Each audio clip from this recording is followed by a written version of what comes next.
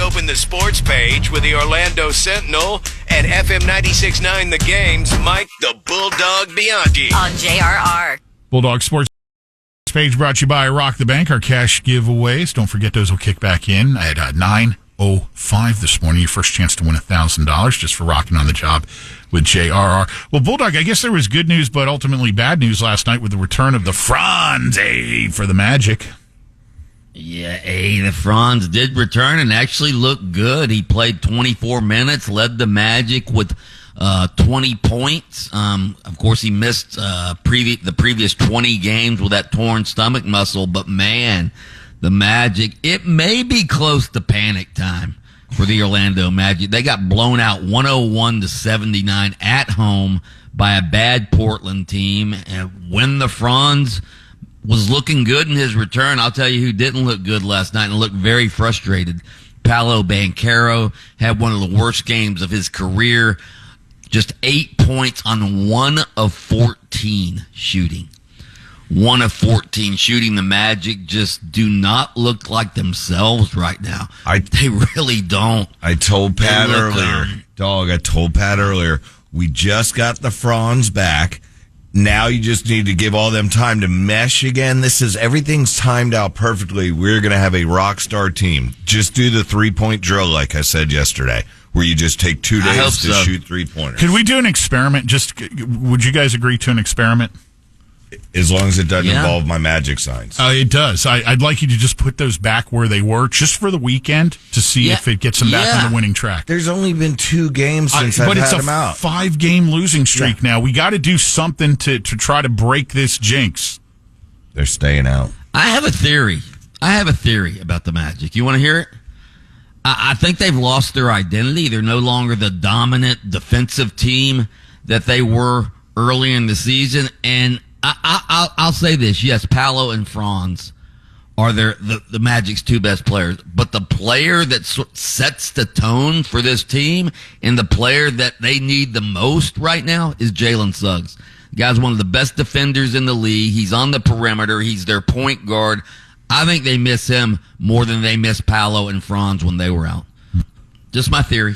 Just a theory. Oh, I wanted to point out. I think we should definitely try put the signs back in the garage. Yes, we're just asking just for the weekend, Taco. See if it works. Just found them. They've got the Pistons tomorrow night. Let's see if they can get the win. I did want to point out, Taco. I didn't want to forget to include this. The Lightning are playing your favorite team in NHL tonight. Oh, the Chicago Blackhawks. Yes. Sweet. Yes. I love it. You couldn't name one player. Hey, Bulldog, are you going to make it out to the Rolex this weekend? I am not going to make it out to the Rolex this weekend. Okay. Well, we're going to head over to the track tomorrow. Oh, good for you. Yeah. How cold's it going to be over there? High 50s during the day, near 60. Bright, sunny. Okay. So not bad. Cool. The Jacksonville Jaguars' controversial, confusing coaching search looks like it's come to a conclusion. They're reportedly going to hire Tampa Bay Bucks offensive coordinator Liam Cohen. That was reported late last night by ESPN. You want to talk about a 2-day sag? Cohen originally pulled himself from consideration for the Jags job, then agreed to a contract extension with the Buccaneers that would have made him the NFL's highest paid coordinator. And then he changed his mind after Jacksonville fired their unpopular general manager, Trent Baalke, Wednesday afternoon. And so he re-engages with the Jaguars, goes to Jacksonville yesterday, talks to the owner, Shad Khan, and now it appears he is the new head coach of the Jaguars. And I think he could be a good coach for them. Obviously, he was with the Buccaneers 1 year. We saw what Baker Mayfield did in 1 year under Liam Cohen. I mean, he had a passer rating of 106.8, which was a franchise record, had a career year, 4,500 passing yards, 41 touchdowns. So maybe the Jaguars have found a good coach here.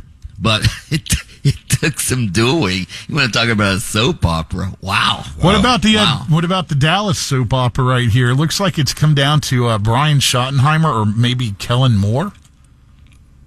I think they're leaning towards Schottenheimer. I believe that's what I was hearing.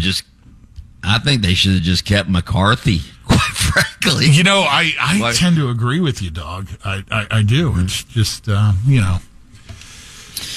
All right, you guys ready to make our picks for the weekend? NFL Playoff Conference Championship weekend. We got the Commanders at the Eagles in the NFC. And, of course, in the AFC, we have Buffalo at Kansas City. Let's start with the NFC. Washington at Philadelphia. Eagles are favored by 6. By the way, Taco, you do prize picks, right? Yeah. What about Saquon Barkley? 130 rushing yards is his projection. And you know what?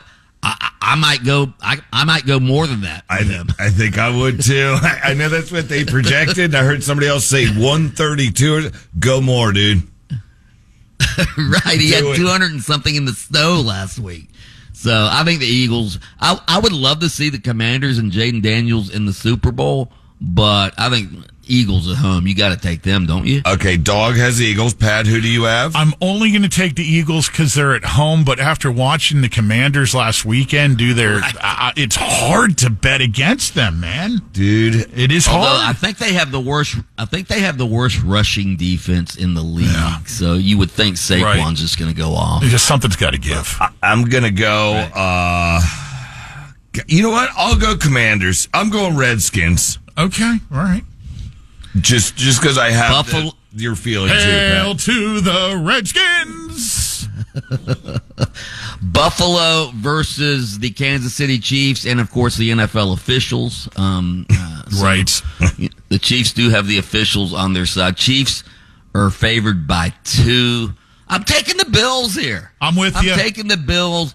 And only because I've become annoyed with the Chiefs. I'm done with the Chiefs. I root against the Chiefs now because Patrick Mahomes is a flopper. And then, of course, they always get the publicity with Tay-Tay. And now Caitlin Clark's a fan of the Chiefs. So I'm going Bills because of my annoyance level with the Chiefs. Pat, you're going Bills too? Oh, I've been at the annoyance level with the Chiefs all season. So why stop now? Let's go Buffalo! I'm in a tough place because you guys know I've always been a Chiefs fan. That's what I picked at the beginning of the year, the last 4 or 5 years, but I kind of like the Bills to finally get their day where they beat Mahomes in playoff. I got to go Chiefs. Sorry. Okay. All right. By the way, did you see the NFL's considering a NBA style flopping rule because of Mahomes? Yeah. I don't think Mahomes flops on the quarterback, roughing the passer penalty. I don't think that the refs are going to be as lenient with them this time because they're getting so much heat. And I'm telling you, I think they're going to not be in on the Chiefs side as much. And speaking of the heat. What about Magic? Yeah. Maybe we get Jimmy Butler? Oh, God. No, he's not going to want to come here. That's just what the Magic need. Come on. A diva player to really set the franchise on fire. Yeah. I had to try. Mike the Bulldog Bianchi, the host of Open Mic on AM 740 and FM 96.9 The Game on Adjacent to Us weekday mornings. And he takes time out of his show to join us each morning here on JRR for the sports page. See you Monday, dog. Oh. Listening to our at work?